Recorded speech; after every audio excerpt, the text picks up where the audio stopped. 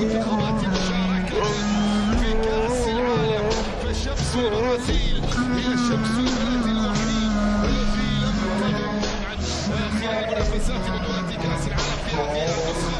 محاولة عود في الجانب الآخر وصلت إلى فينيسيوس، عرضية استخدمت مرسلة مستمرة وقائمة وتسديد الثاني لكن حارس المرمى ليفاكوفيتش سيطر عليها بشكل ملحوظ، حصل عليها كما ينبغي وكانت البرازيل وهولندا والتي ستلعب بعد نهاية هذا اللقاء. كرواتيا بآمال كبيرة معلقة ما بين الأمير لوكا مودريتش وبآمال كراماريتش من المقدمة، والبرازيل بأقدام فيني ومهارة وانطلاقات وبروز اللاعب الكبير نيمار. تمتلك عناصر مميزة جدا حقيقة من خلال منافسات هذه البطولة. كرة تصل محاولة برازيلية ولكن تغطية وإبعاد، عادت مرة أخرى لا زالت مستمرة وقائمة، وصلت إلى رافينيا ينطلق في الجهة اليمنى يبحث عن عرضية طالت نعم تنفيذ، تبحث عن إيقاف دوران طواحين هولندا. من يصل؟ هل ترقص السامة في مباراة اليوم أم أن يبقوا رأي آخر؟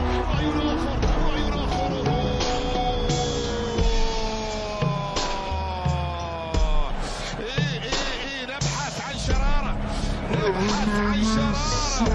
تشعل وحدة في هذا اللقاء.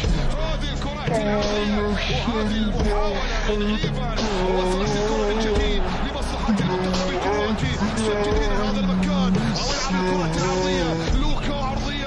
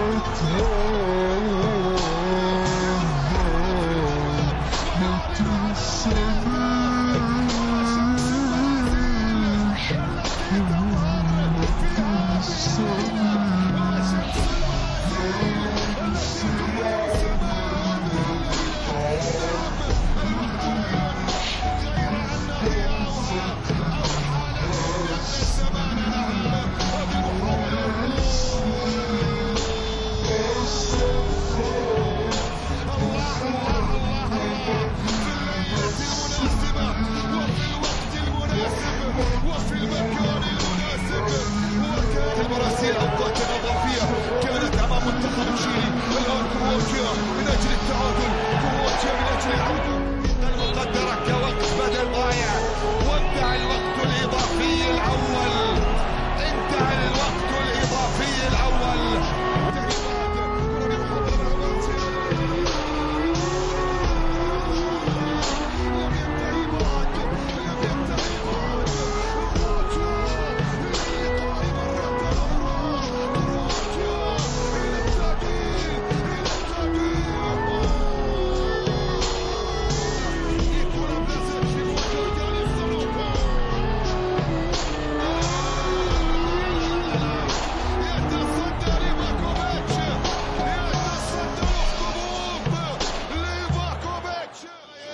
سيعطي الأفضلية كامل الأفضلية.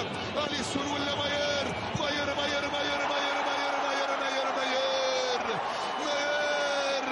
مين يدر على كرواتيا؟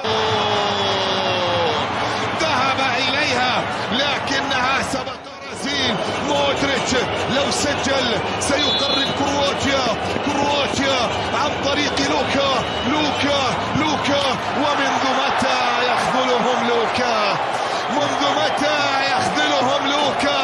مودريتش يسجل وبأريحية يضع أليسون من أجل الثاني الأهداف. ليفا من أجل التصدي. بيدرو ليفا. يا سلام جميلة جدا من بيدرو الذي يضع الكرة في المرمى.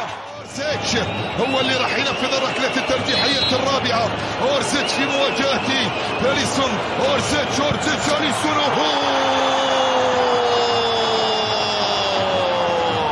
تشعر وأنهم لا يلعبون إلا ركلات الجزاء، لا يتدربون إلا عليها، ليسون غيره. ليفا وماركينيوس، ماركينيوس البي اس جي، ليفاكوفيتش في المرمى، ليفاكوفيتش لا لا لا لا لا لا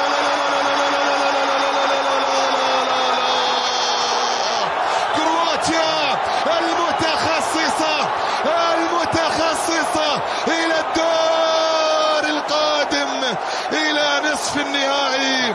باي باي برازيل، عود طيب.